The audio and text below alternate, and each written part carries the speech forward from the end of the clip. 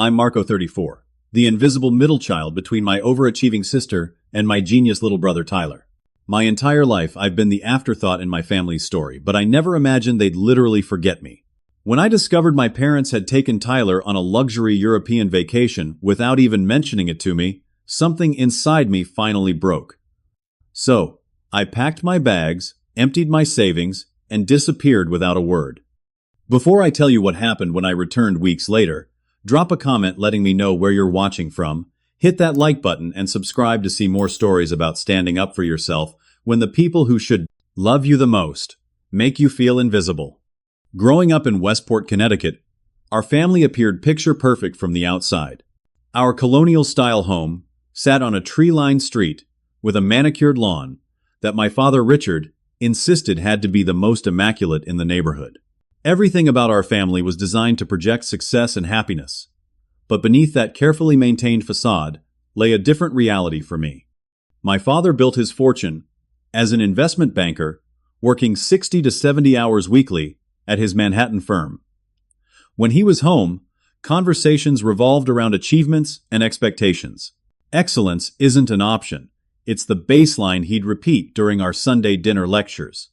His approval came only with tangible success measured in grades, trophies, or recognition.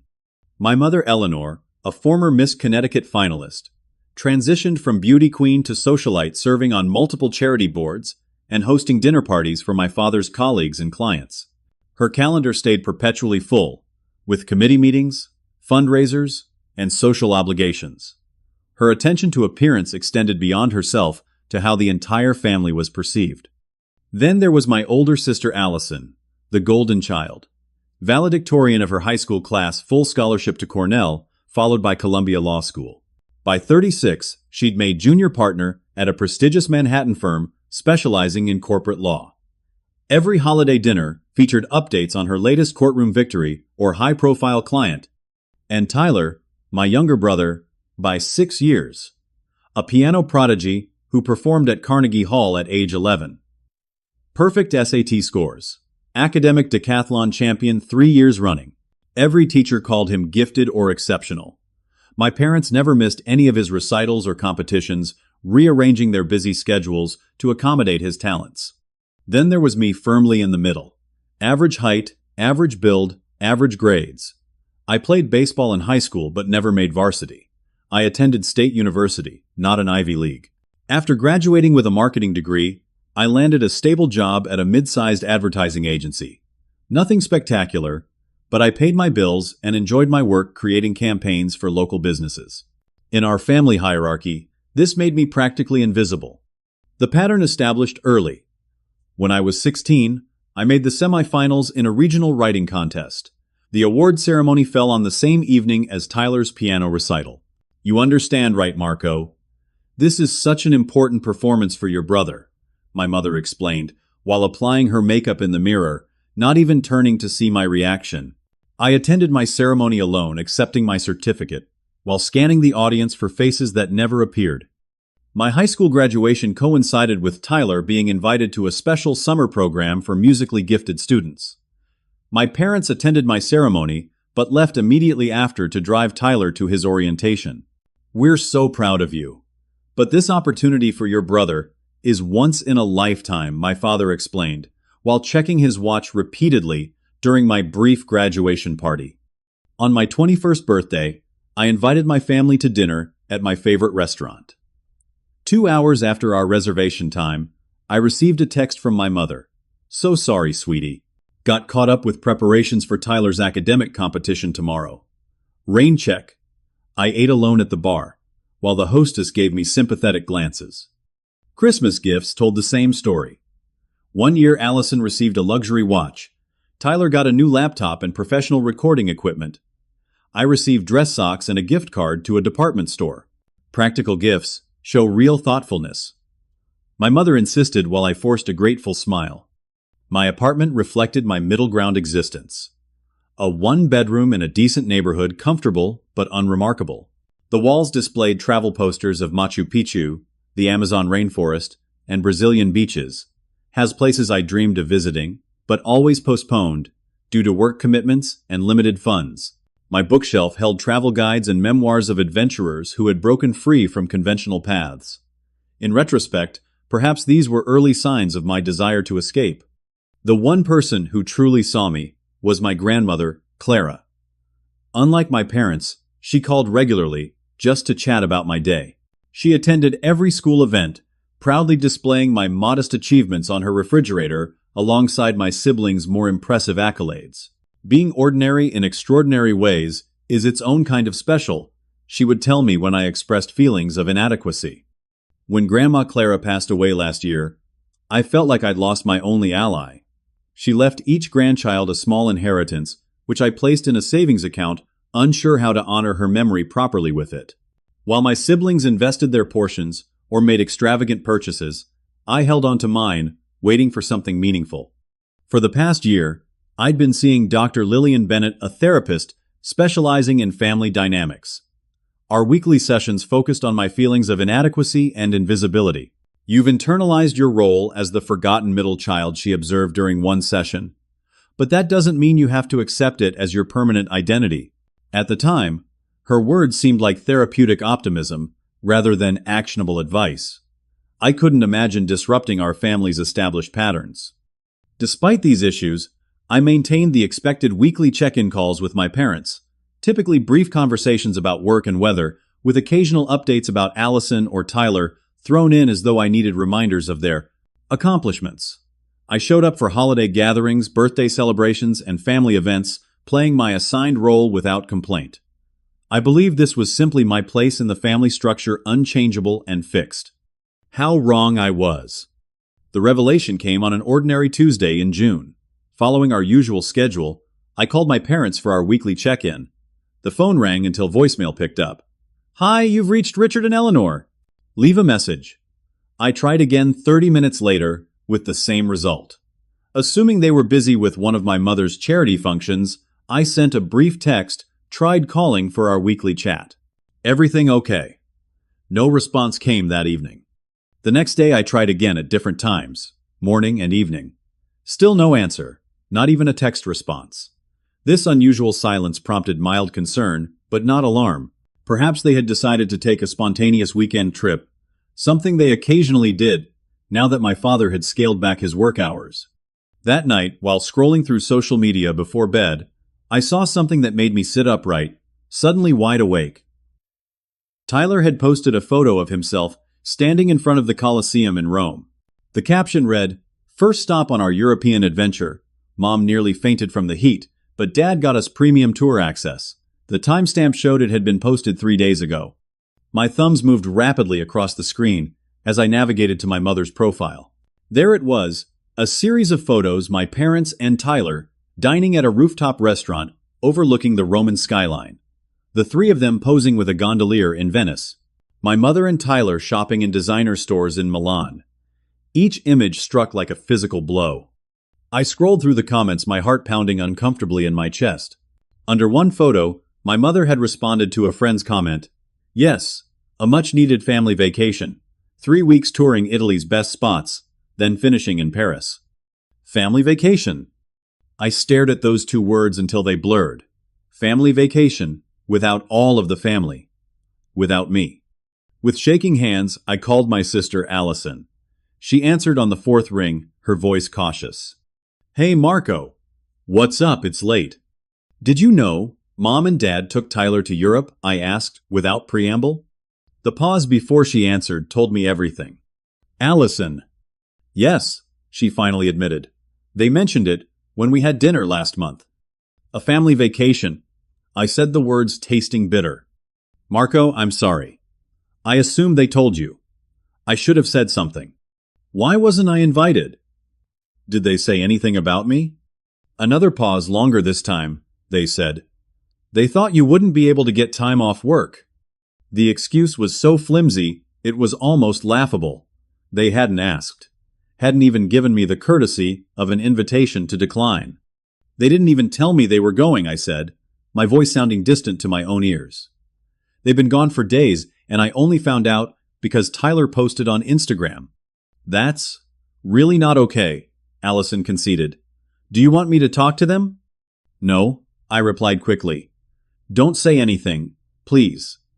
After hanging up, I called my best friend Daniel, needing to vent to someone outside the family dynamic. That's seriously messed up, he said, after I explained the situation. Like, who does that? My parents, apparently. Could it be some kind of miscommunication? Maybe they thought they told you? They've been answering my weekly calls for months, talking about ordinary stuff, never once mentioning planning a 3-week European vacation. That's not a miscommunication. That's a deliberate omission. Daniel had no counter for that. What are you going to do? I don't know, I answered honestly. After we hung up, I opened my work calendar. The irony didn't escape me. I had 3 weeks of unused vacation time accumulated over the past year. 3 weeks I could have spent in Europe had anyone bothered to ask. As the night progressed, the initial shock gave way to a deep, aching hurt, which gradually transformed into something unfamiliar anger. Not the fleeting irritation I occasionally felt at being overlooked, but a profound rage at a lifetime of being treated as an afterthought. Every missed event, every forgotten birthday, every comparison to my siblings, played in my mind like scenes from a depressing movie. I lay awake until dawn staring at the ceiling, replaying memories with new clarity. The time my parents forgot to include me in the family portrait they sent out as Christmas cards. The graduation party where my father introduced me to his colleagues as our middle one because he was distracted by Tyler's achievements. The family dinner where my mother interrupted my work promotion announcement to show everyone Tyler's acceptance letter to a prestigious music program. By morning, something had fundamentally shifted inside me. For the first time, I saw the pattern not as normal family dynamics, but as something profoundly wrong, something I could no longer pretend was acceptable. I called in sick to work the next morning, my first sick day in over a year. The emotional turmoil had manifested physically, leaving me nauseous and exhausted. My boss, Anthony, sounded concerned, unused to such requests from me. "Take care of yourself, Marco. We'll manage here." After a restless attempt at more sleep, I called Dr. Bennett's office and explained the situation to her receptionist. To my surprise, Dr. Bennett made time for an emergency session that afternoon. Her office, with its soft lighting and comfortable furniture, had always felt like a safe space. Today, though, I paced anxiously instead of taking my usual seat.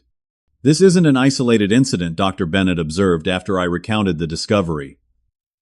"What you're describing is a pattern of emotional neglect." "I've always made excuses for them," I admitted. "They're busy. Allison and Tyler need more attention because of their careers and talents. I'm doing fine on my own." "Are you fine with being excluded from a family vacation without even being told about it?" "No," I said, firmly, surprising myself with the conviction in my voice. "I'm not fine with any of it." "What would you like to do about it?" she asked. The question hung in the air. What did I want? For the first time, I allowed myself to consider what I truly desired, not what would cause the least disruption or maintain family harmony. "I want them to acknowledge what they've done. I want them to see me, really see me," I said slowly. "But I've spent my entire life waiting for that to happen, and it never has. Nothing changes." "Perhaps because you haven't changed your response," Dr. Bennett suggested gently. "We often establish patterns in relationships that become self-perpetuating." As we continued talking, a plan began forming in my mind.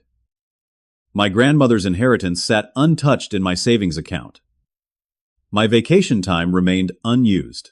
The travel posters on my walls suddenly seemed less like decoration and more like signposts.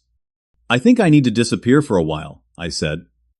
"Not to punish them, but to figure out who I am outside of their perception of me." Dr. Bennett nodded thoughtfully. "Sometimes, physical distance can create the space needed for emotional clarity. What might that look like for you?" By the time I left her office, the outline of my plan had solidified. I would use my grandmother's inheritance and vacation time to take the trip I'd always postponed. Not to Europe, where my family currently toured, but somewhere completely different. Somewhere that had always called to me from those posters on my wall. That evening, I began researching options. Peru stood out immediately. The Inca Trail and Machu Picchu featured prominently in my travel dreams for years. After comparing tour companies, I found a 16-day trek that included 4 days on the classic Inca Trail, followed by time exploring the Sacred Valley and Amazon Basin. The price made me hesitate briefly, but I thought of Grandma Clara, who had always encouraged my interest in history and ancient cultures. "This is exactly what she would want me to use the money for," I murmured, entering my credit card information. With the main tour booked, I arranged flights and additional accommodations to extend the trip planning almost 3 weeks away. I created a spreadsheet, outlining every day, researching necessary gear and vaccinations. The practical tasks grounded me, giving my swirling emotions a productive outlet. The next morning, I requested a meeting with my boss. Anthony listened carefully as I explained my need for extended time off. 3 weeks is significant, he noted. "Is everything okay? You mentioned feeling sick yesterday." "It's a family situation," I said, not entirely dishonestly. "I need some time to address it properly." Anthony studied me for a moment. "You've never taken more than a long weekend in the 2 years you've worked here. You've accumulated the time, and your current projects can be temporarily reassigned." He nodded decisively. "Take the time you need. Just leave detailed notes for the team." His easy acceptance surprised me, making me wonder why I'd always assumed getting time off would be impossible. Had I internalized my family's dismissal of my needs so completely? Over the next few days, I purchased hiking boots, moisture-wicking clothes, a quality backpack, and other essentials for the trip. I visited my doctor for recommended vaccinations, and picked up medications for altitude sickness and traveler's diarrhea. I withdrew a substantial amount of cash to avoid being tracked through credit card transactions, although part of me wondered if my family would even notice my absence enough to look for me. The question of how to inform my family, or whether to inform them at all, weighed heavily. I didn't want to cause genuine worry, but some petty part of me wanted them to experience even a fraction of the hurt I felt at being forgotten. After much internal debate, I decided to leave a brief note in my apartment. "Taking some time away. Don't worry about me. I'll be in touch when I'm ready. Marco." No details about my destination, duration, or reason. Let them wonder, as I had wondered about their secret vacation plans. I arranged for my elderly neighbor, Mrs. Rodriguez, to water my plants, telling her I was taking a much-needed vacation. Her warm response, "Good for you, dear." Everyone needs an adventure sometimes provided unexpected validation. On my final night in the apartment, I sat surrounded by half-packed luggage, looking through old family photos. There I was in the background of so many images partially cropped out or looking away while the focus remained on my siblings. Even in these frozen moments, my peripheral status was painfully evident. I lingered on one particular photo taken at my college graduation. My parents flanked me smiling for the camera, but their body language leaned away, as though already anticipating moving on to something more important. I remembered that day clearly, how they had rushed through the celebration lunch, checking their watches repeatedly, because Tyler had a recital that evening. Placing the photos back in their box, I felt my resolve strengthen. This wasn't about revenge. This was about finally acknowledging my worth enough to take action when treated as less than I deserved. For once, I would be the one who decided to leave, rather than the one left behind. The morning of my departure arrived with an unusual sense of calm. I moved through my apartment with deliberate steps, checking each room one last time. The travel posters that had inspired me for years now seemed like promises about to be fulfilled, rather than distant dreams. I placed my note on the kitchen counter, weighting it down with a small stone I'd collected during a rare family beach vacation years ago, when I'd briefly felt like an equal part of the family. The symbolism wasn't lost on me, though I doubted anyone else would notice its significance. The click of my apartment door locking behind me sounded final decisive. In the hallway I paused briefly, half expecting a last-minute phone call from my parents finally noticing my absence. The silence of my phone confirmed what I already knew, and I stepped into the waiting taxi. At the airport, surrounded by excited travelers and emotional farewells, I experienced a strange mix of liberation and anxiety. For the first time in my adult life, no one knew exactly where I was going or when I would return. The thought was both terrifying and exhilarating. The 14-hour flight to Lima, with a connection in Mexico City, gave me ample time to second-guess my decision. A middle-aged woman beside me noticed my Peru guidebook and struck up a conversation. "First time to South America?" she asked. "First time anywhere outside the United States," I admitted. "Traveling alone?" I nodded. "Those make for the best journeys," she said with a knowing smile. You discover parts of yourself you never meet when surrounded by familiar people.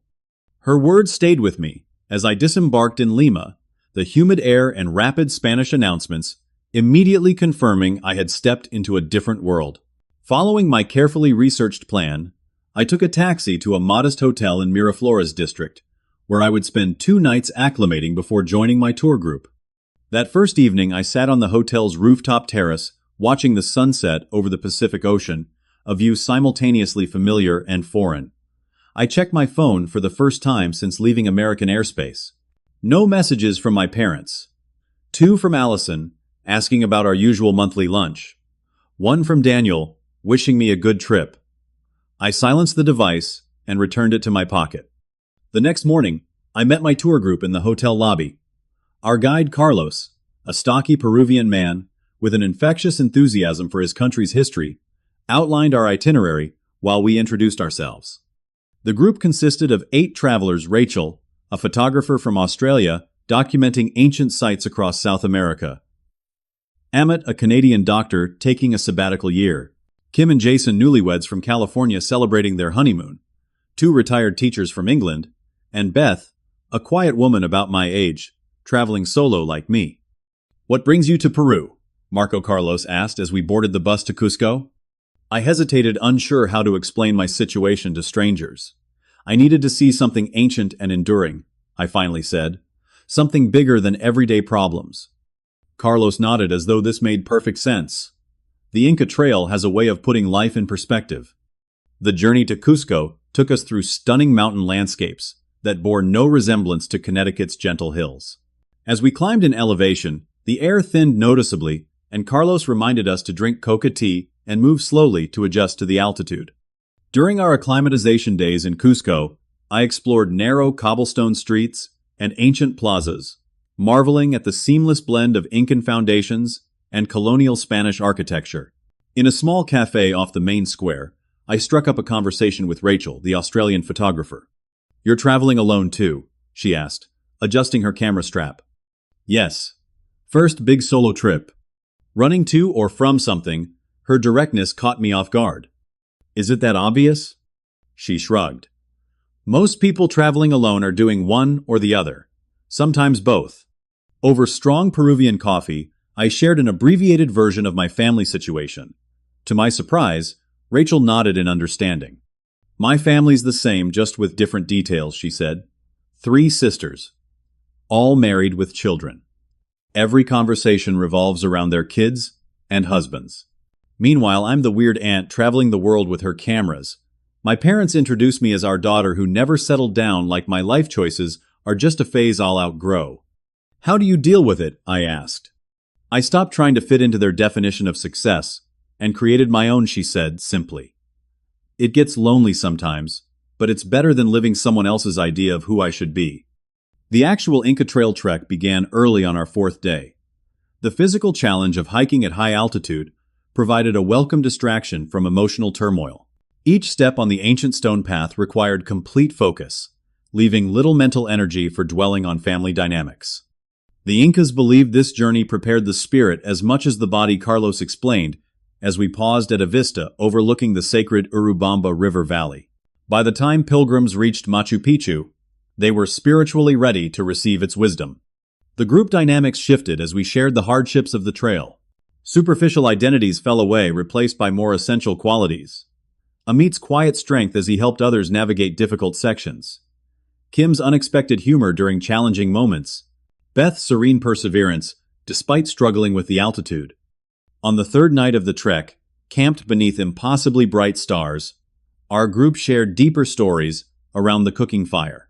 When my turn came, I found myself revealing more than I had planned about my family's European trip and lifetime of feeling peripheral. "That's seriously messed up," Kim said, echoing Daniel's words from what now seemed like months rather than weeks ago. "Have you spoken to them since leaving?" Amit asked. "No," I admitted. "My phone's been off most of the time." "They must be worried," Beth suggested. Maybe I said, unsure if this was true. But they're also still on vacation themselves. They might not even realize I'm gone. The conversation shifted to other topics, but later, as I lay in my tent, listening to the unfamiliar night sounds of the Andes, I wondered if my absence had registered yet in my family's consciousness. Had they tried calling for our weekly check-in only to reach my voicemail? Had anyone stopped by my apartment and found my note? The questions followed me into uneasy dreams. The final ascent to Machu Picchu began before dawn. We hiked in silence, headlamps illuminating only the path directly before us. As we reached the sun gate just as first light broke over the mountain peaks, the ancient city appeared below, gradually revealed as mist burned away in the morning sun. The sight literally stopped me in my tracks.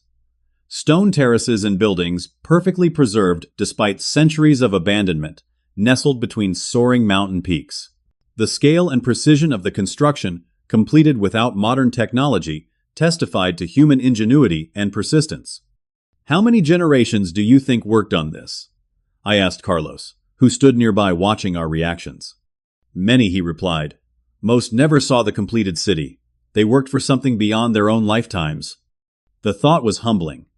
My 3-week absence from regular life, which had seemed so momentous to me, was infinitesimal against the backdrop of this ancient civilization. Yet standing there, I felt a profound shift in perspective, as though the expansive view before me had created corresponding space within my mind. After exploring the ruins with our guide, our group dispersed to experience the site individually. I found a quiet spot overlooking the central plaza and sat with my thoughts. For the first time since discovering my family's secret vacation, I felt something beyond hurt and anger. Not forgiveness exactly, but a sense that their actions reflected their limitations rather than my worth. That evening, our tour group celebrated the completion of our trek with a dinner in Aguas Calientes, the town below Machu Picchu. Amid the laughter and exchange of contact information, I made a decision. Instead of returning directly to Lima as planned, I would continue traveling, extending my journey into the Amazon region of Peru and perhaps beyond to Brazil. The thought of returning to my regular life, to the patterns and expectations I'd left behind, felt premature. "Sometimes the journey tells you how long it needs to be," Rachel said, when I shared my change of plans. Listen to that voice. As our group disbanded the next day, each heading to different destinations, I felt a surprising confidence in my new direction. The Marco who had boarded a plane in Connecticut 3 weeks earlier would never have deviated from a carefully constructed itinerary. This new version of myself embraced uncertainty as opportunity. While I explored Peru's Sacred Valley and arranged transportation to the Amazon region, a very different scene unfolded back in Connecticut.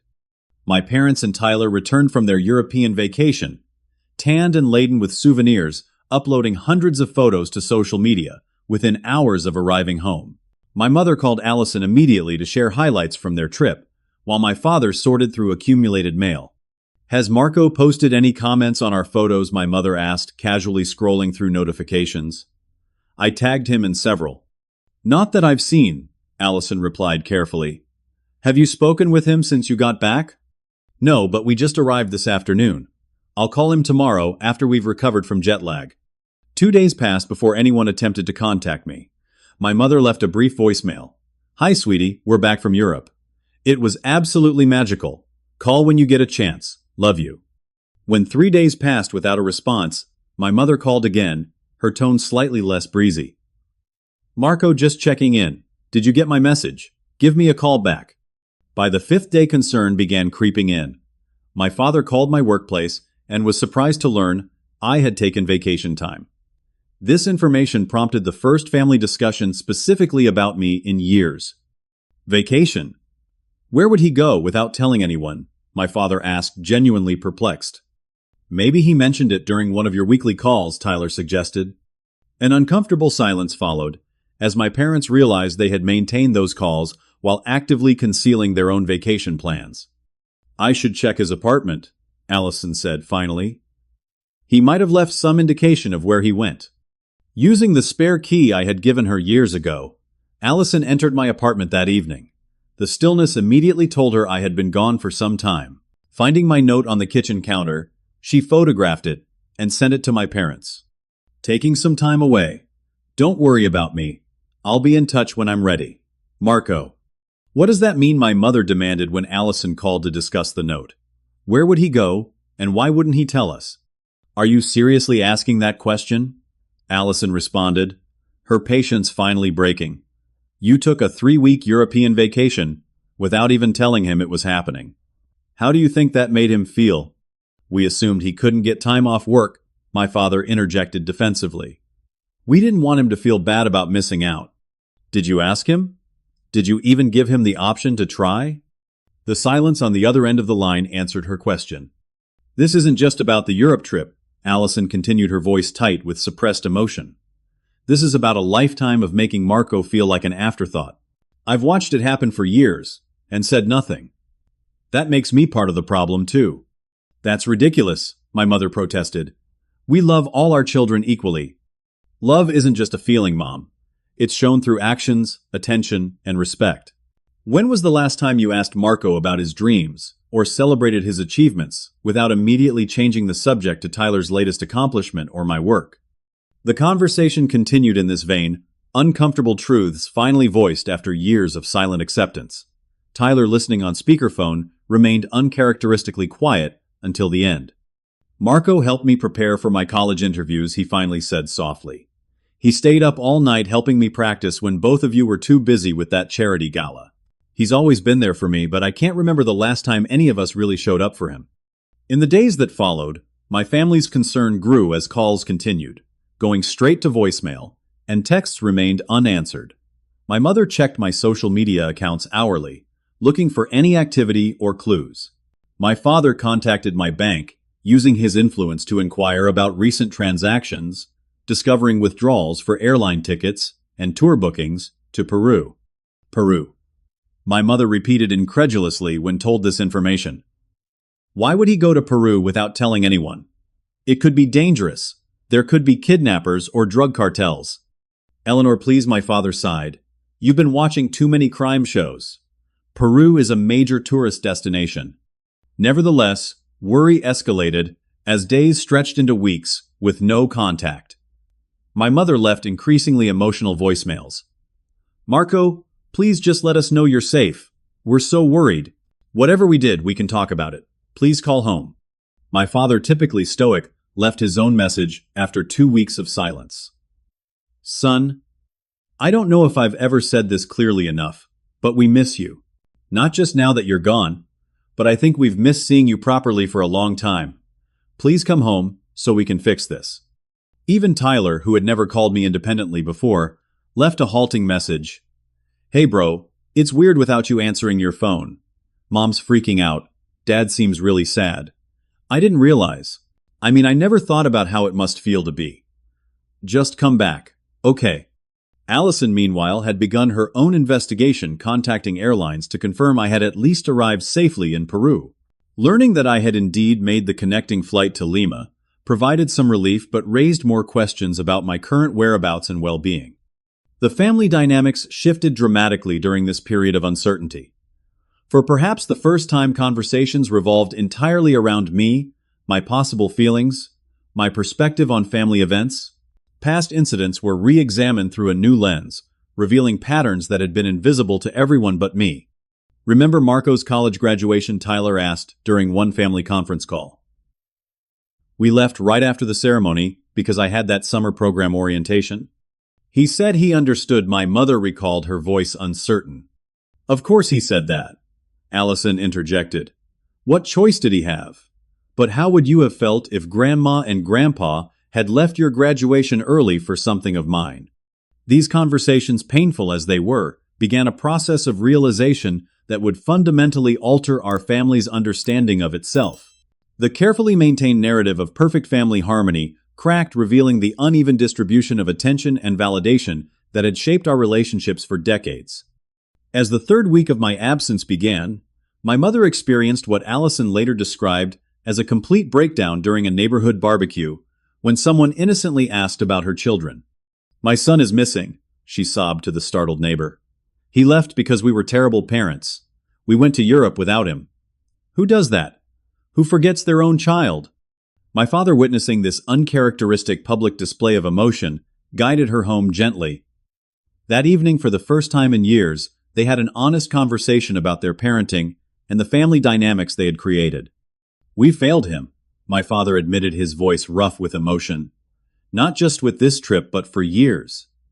I can't remember the last time I really listened to him or showed genuine interest in his life. Do you think he'll forgive us? My mother asked, her perfectly maintained facade finally crumbling. I don't know, my father answered honestly. But whatever happens, we need to change, not just for Marco's sake, but for all of us. Meanwhile, I remained blissfully unaware of this familial reckoning. My phone still turned off as I explored the Amazon rainforest thousands of miles from home and the patterns that had defined me for so long.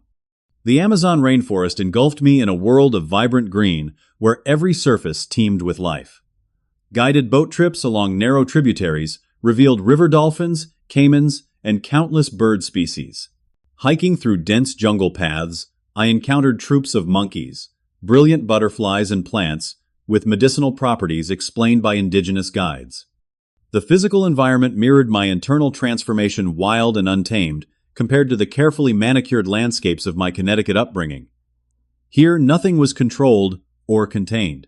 Life expressed itself without restraint, each organism claiming its rightful space in the ecosystem. 2 weeks into my extended journey, during a rare moment of cellular reception at our jungle lodge, I briefly turned on my phone. The device immediately erupted with notification sounds signaling dozens of missed calls, voicemails, and text messages. Scrolling through the list, I saw my parents' numbers repeatedly, along with Alice and Tyler, and even some extended family members. Curiosity and a twinge of concern prompted me to listen to several voicemails, starting with the earliest ones. The progression from my mother's casual "call me back" to increasingly desperate pleas for contact surprised me. I hadn't expected such an extreme reaction, having assumed they would barely notice my absence. The raw emotion in my father's voice, so unlike his usual controlled tone, gave me pause. Tyler's awkward but seemingly genuine message further complicated my feelings. They sounded truly worried, perhaps even remorseful. After listening to several messages, I turned the phone off again, needing time to process this unexpected development. That evening, sitting on the lodge's deck overlooking the river, I discussed the situation with Sebastian, an American expat who managed the ecotourism company. "Families are complicated everywhere," Sebastian said, pouring us each a glass of local sugarcane spirit. "I left a corporate law career in Boston 10 years ago. My parents still introduce me as their son, who's finding himself at family gatherings, like running a successful business in another country, is just a phase." "How do you handle that?" I asked, echoing my earlier question to Rachel. I recognized I couldn't change their perception. Only my response to it, he said thoughtfully. Their approval isn't necessary for my happiness. That was liberating to realize. I've spent my entire life seeking their validation, I admitted. Even this trip on some level was about proving something to them. And now? I considered the question, watching fireflies dance above the dark water. Now I'm starting to understand, my value doesn't depend on their recognition. I can see myself more clearly away from their shadow. This insight crystallized during my remaining time in the Amazon. The physical challenges of the environment forced me to recognize strengths I hadn't acknowledged before. Adaptability, resilience, curiosity. Fellow travelers sought my input and valued my observations, without comparing me to absent siblings. My body changed too, shedding the softness of office work for leaner muscle built through hiking and climbing. My skin darkened under the equatorial sun, and my posture straightened with new confidence. When I caught glimpses of my reflection in rivers or windows, I sometimes didn't immediately recognize myself. Beyond physical changes, internal shifts occurred more profoundly. I found myself speaking up in group discussions rather than waiting to be asked.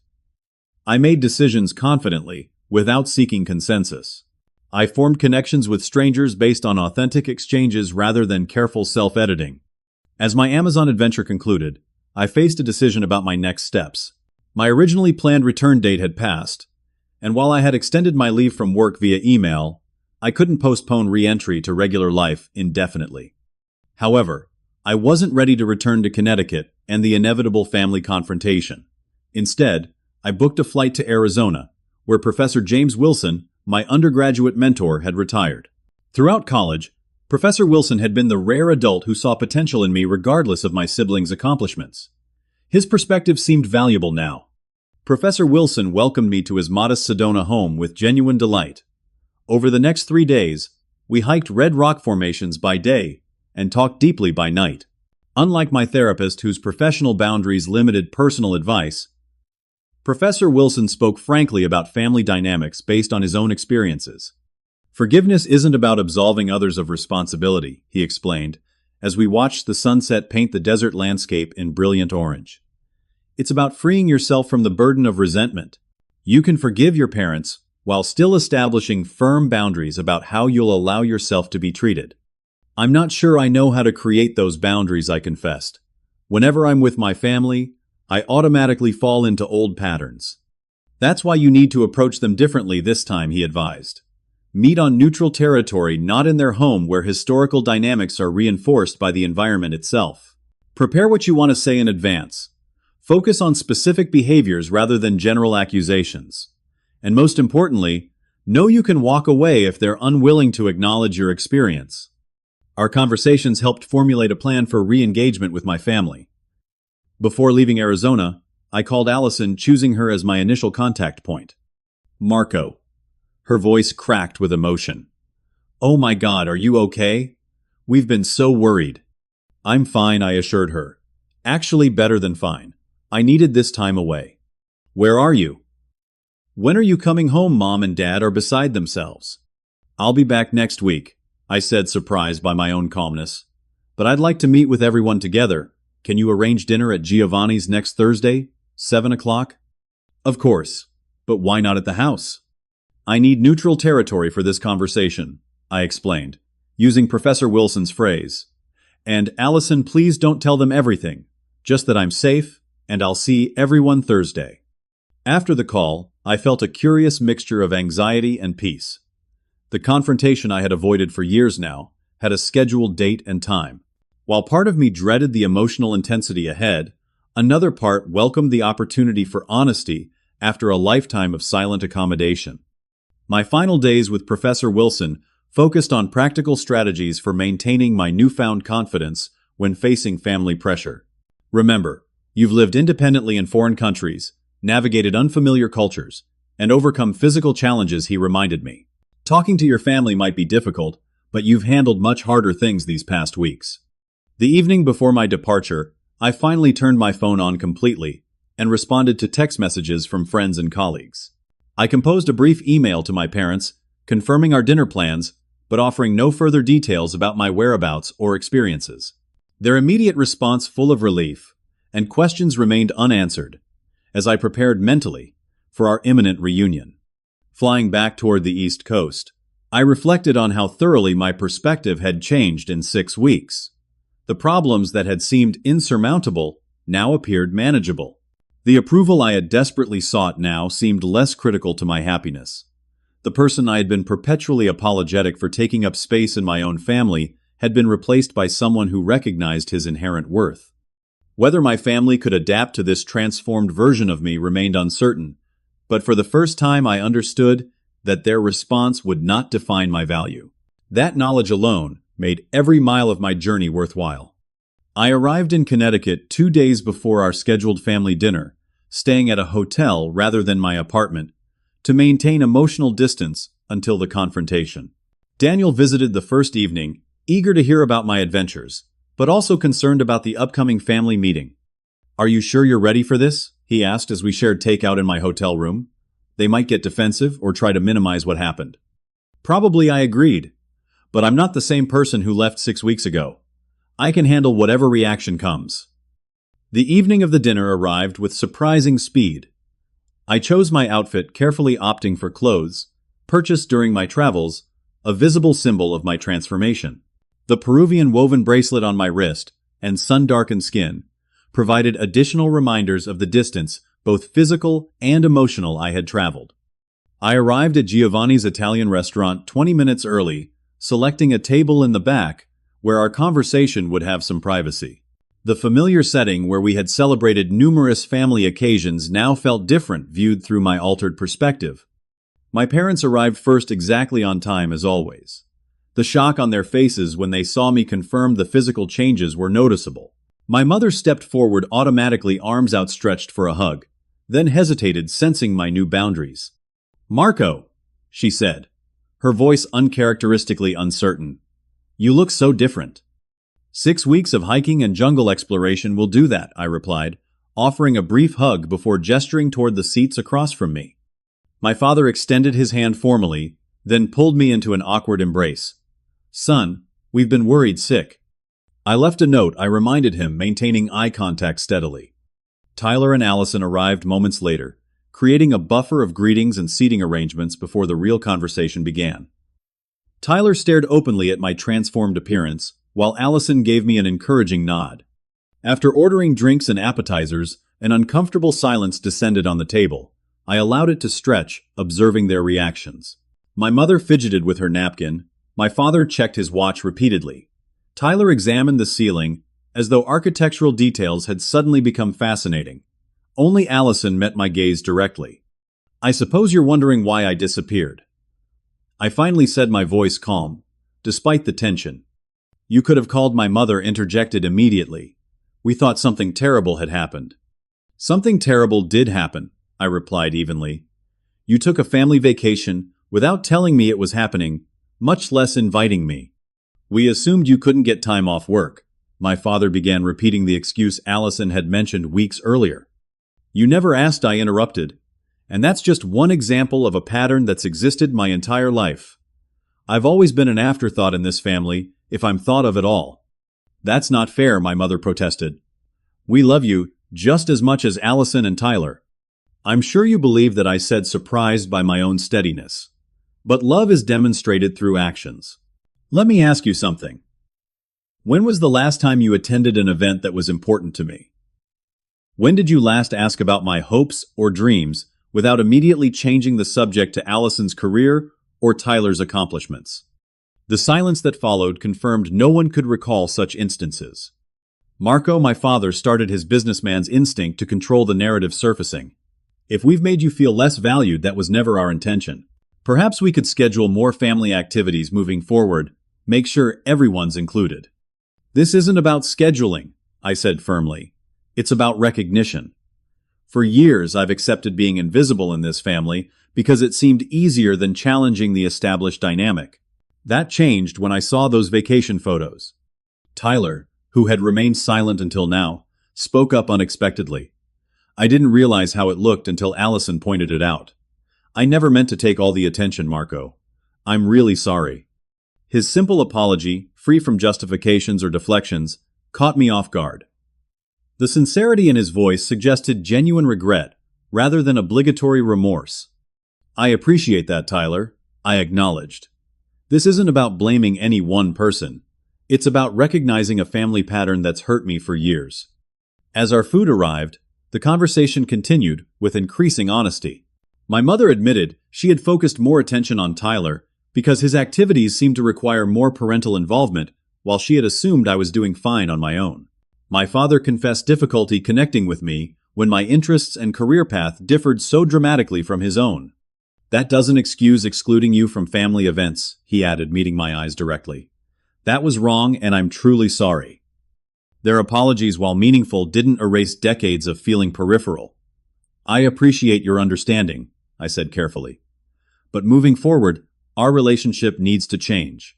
I won't accept being an afterthought anymore." "What does that mean exactly?" my mother asked, concern evident in her voice. "It means I'll participate in family gatherings when I'm genuinely included, not as an obligation. It means my time and interests deserve the same respect as everyone else's.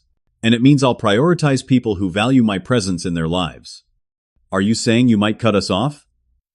My father's alarm reflected the businessman calculating potential losses. "I'm saying relationships are reciprocal," I clarified. "Moving forward, I'll invest my emotional energy where it's returned. That can include this family if things change." The conversation shifted to my travels, providing some emotional relief amid the heaviness. I shared abbreviated versions of my adventures, conscious of maintaining certain experiences as private treasures, not subject to family evaluation or comparison. As dinner concluded, my mother asked the question I had anticipated. "When are you coming home? Your apartment's been sitting empty for weeks." "Actually," I said, "I've decided to make some changes. I've already emailed my resignation to the agency. I'm going to use the rest of Grandma Clara's inheritance to travel more extensively while building a travel blog and content creation business. The stunned silence that followed would have intimidated my former self. Now I simply waited for their reactions. "You're quitting your job to become a blogger?" My father finally asked, disbelief evident in his tone. "Is that really sustainable?" "I've done the financial projections," I replied calmly. "With my savings and Grandma's inheritance, I have runway for 18 months. Several travel companies have already expressed interest in partnerships based on content I shared from Peru." "But what about career advancement, retirement planning?" My father persisted, falling back on practical concerns rather than addressing the emotional significance of my decision. "There are different measures of success, Dad," I said gently. "Financial security matters, but so does living authentically. For the first time in my life, I'm choosing a path that feels truly mine, not one I accepted because it seemed expected or safe." The dinner ended with tentative hugs and promises to talk again soon. No miraculous transformation had occurred, no instant healing of long-established patterns. But something fundamental had shifted. I had spoken my truth, set boundaries, and remained steady despite their reactions. Walking back to my hotel that night, I felt lighter, unburdened by expectations I had carried my entire life. Whether my family could adapt to our new relationship remained uncertain, but I no longer hinged my happiness on their approval or understanding. 3 months later, I sat in a beachside cafe in Costa Rica, updating my increasingly popular travel blog. My phone buzzed with a text from Allison. "Family dinner tomorrow night. Mom's actually asking what time works best for you before setting the date." The small consideration represented progress, one of many incremental changes over recent months. My parents had begun asking genuine questions about my travels, and business sometimes catching themselves when conversation drifted toward comparing my choices unfavorably to more conventional paths. Tyler had reached out independently several times, our relationship evolving into something more balanced, as he shared his own insecurities and struggles beneath the golden child facade. Even my father had surprised me by reading my blog regularly, occasionally offering business suggestions that acknowledged my chosen path rather than trying to redirect it. The transformation wasn't perfect or complete. Old patterns sometimes re-emerged, requiring gentle but firm correction. But slowly, a new family dynamic was taking shape, one where each member held equal value and consideration. My journey had never been about punishing my family for past hurts, but about finally valuing myself enough to demand the respect I deserved. The painful discovery of their secret vacation had catalyzed changes long overdue, forcing recognition of patterns too long accepted as normal. As I looked out over the Costa Rican shoreline, I reflected on how differently I now navigated the world. The invisible middle child who apologized for existing had been replaced by someone confident in his inherent worth, someone who recognized that respect was a requirement, not a request in any healthy relationship. The greatest lesson of my journey wasn't about family dynamics, but about the fundamental truth that our value never depends on others' recognition. We don't become worthy through achievement comparison or external validation. We are inherently valuable, deserving of respect and consideration simply because we exist. If my story resonates with your own experiences of feeling overlooked or undervalued, remember that your worth isn't determined by others' perception. Sometimes the bravest thing we can do is pack our bags metaphorically or literally, and journey towards self-recognition when those closest to us have failed to see us clearly. Have you ever had to create boundaries with family to protect your self-worth? Drop a comment below, sharing your experience. If this story meant something to you, please like, subscribe, and share it with someone who might need to hear that they deserve to be seen. Thank you for traveling this road with me today, and remember, sometimes the most important recognition is the kind we finally give ourselves.